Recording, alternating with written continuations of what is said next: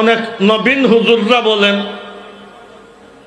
আগে জেহাদ ছিল, ইসলাম ছিল, এখন জেহাদ নাই, যার কারণে ইসলাম নাই।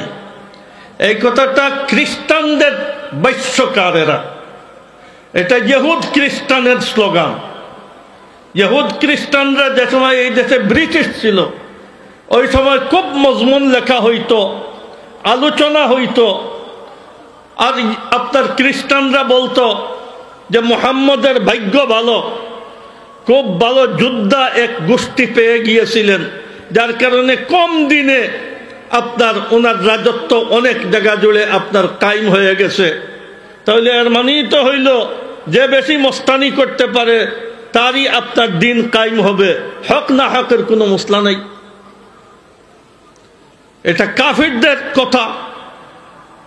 জেহাদের মাধ্যমে দিন হওয়া, কোন জেহাদের মাধ্যমে কোনো জায়গায় কোনো দিন হয় নাই। বদরের কথায় কে দিন পাইছে? বদরের যুদ্ধে কে মুসলমান হয়েছিল? উহুদের যুদ্ধে কে মুসলমান হয়েছে? খন্দকের যুদ্ধ একমাত্র গতফানি